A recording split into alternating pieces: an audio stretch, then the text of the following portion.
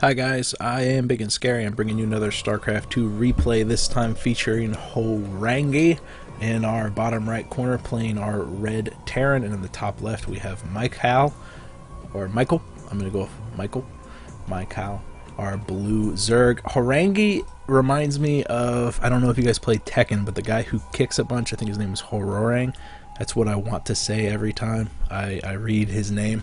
And I don't know if you guys know this, but every time I cast or something like that, I spend usually like 45 seconds before I even open up the replay looking at their names, figuring out exactly how to pronounce it. And it gets progressively harder whenever they throw in all the different capital letters and lowercase letters next to capital letters, or using an O, because do you pronounce it zero or do you pronounce it O, or just... I don't even know. It's very confusing. What's not confusing is the fact that we are on Ohana and this is a ZVT.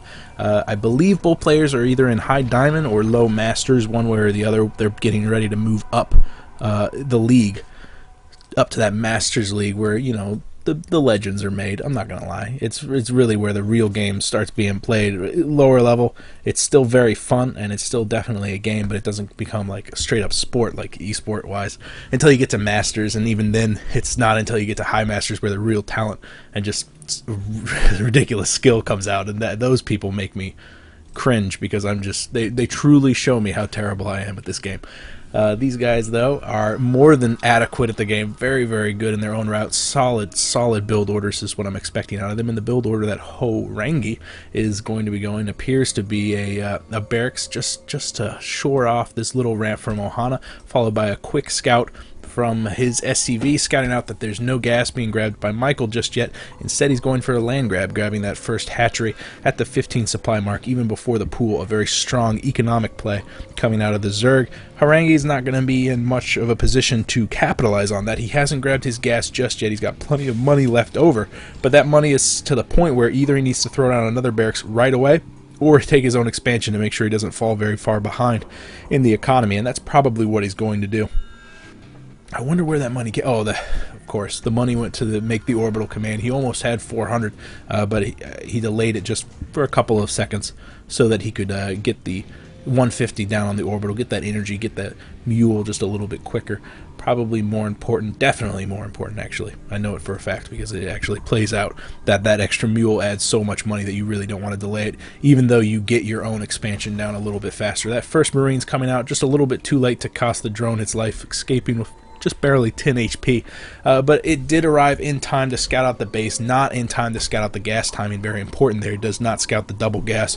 Horangi was probably waiting for that, waiting for the inevitable drone scout, knows that he's not going to get his wall off complete, and actually wants to welcome that drone in to scout out, sees that there's no gas, sees there's an early command center going down, and now he's going to be expecting some pressure coming out of those barracks with some mineral heavy Marines, maybe even just a factory with some Hellions, and so he'll probably be tricked into a little bit more of a defensive stance. We don't see any gas being grabbed by Mykal just yet. He's working heavily on those drones. We can see 2 more on the production tab. He's already up by 5, and he's got his overlords positionings to do kind of a late scout, a mid to late scout. He's going to have 2 different suicidal overlords that he can suicide in and maybe glean some information. The barracks going down on the low ground. Excellent positioning there. The Ohana really has that nice little cubby, making it so if you throw a supply depot next to it, this bunker can be incredibly resilient and defending against pushes, far more protective than one over here by this main door, because there is that secondary door and there's Zerglings which are very, very fast. So Horangi is not going to have too much of a problem defending any early aggression coming out of Mykal, but we can tell, because we're omnipotent, that there's not going to be much of an aggression. There's still no gas, still no research on that Zergling speed, still no Baneling nest. We do have a macro hatch going down. That macro hatch is not going down at the 3rd, which tells me that this is going to be a timing attack, probably a Baneling bust, just because we haven't seen that early gas so that he can get a lair and get those upgrades for the roaches, but only time will tell. And in fact, the possibilities are pretty much endless at this point. That reactor is going to go up on the factory, so we're going to see some reactor Hellions. Not unheard of on Ohana. Definitely very cost effective because of such a wide open map, allowing it to really kite those Zerglings, get up a bunch of strong hits. A little late scout from the Overlord, just checking to see if there's a super early third there. Nice play there. It's something that Mykal probably doesn't even think about. He just does it because that's part of his build order at this point. And I expect we're going to see a suicide Overlord in the coming minutes. I mean, we're at that kind of critical junction, this 6 to 9 minute mark, where you definitely need a late scout so that you can see this 1-1-1 coming into effect with the tech lab right next to the starport. We're going to see some Banshees shortly. You could probably suspect that because of the double gas and the fact that we've got 300 gas saved up right now, but the timing of that gas really can key you into the type of aggression coming out of both players, really, because Mykal's grabbed his 4 gas now, and he still doesn't have any tech buildings down, but we're going to see them in just a couple of seconds, I'm certain of it. A Roachborn and a Mainly Nest at the same time, fantastic. Still no lair, even though he's got the money, so I wonder if he's going to morph to a lair so he can get Baneling speed or maybe Roach speed to make this push a little bit more effective, or if he's just going to save up all that gas so he can get straight damage dealing units. A nice spine crawler there to kind of delay this push, but these 4 Hellions are going to be very powerful whenever they poke up that door and see all these juicy drones right here. However, you got to realize that Horangi's probably expecting he's going to see a 3-basing Zerg because Zerg did scout that early expansion, and the fact that he does not see an expansion here tells him immediately that he needs to pull back and he needs to throw down 1,000,000 bunkers and mass produce units right away, because he's going to be dealing with a timing attack from a Zerg on 2 base, meaning that the economy of Zerg is going to be outpaced pretty quickly by Terran, and it's up to Zerg to do something, to go out and do a lot of damage. He does need to scout out all the different bases. He does need to scout out to see if there's a hidden third somewhere for Zerg, but as things are now, Mykal's going to have to push out, do quite a lot of damage with these Banelings, and also not take a lot of damage from the Banshee that's currently moving out, is going to be coupled with all these Hellions. Unfortunately, those Hellions are going to run up into these Roaches, which are already waddling their way down to the south side of the base, and those Hellions are going to get cut to pieces pretty quickly by the Banshee, by the Roaches. But the Banshee is positioning over on the 3rd and is going to be poking into this front door. We don't see any anti-air with the exception of the Queen. And is there Cloak? I didn't see Cloak. Yeah, Cloak's researched already, so this is going to be pretty. It's going to be a pretty powerful timing attack from both of them.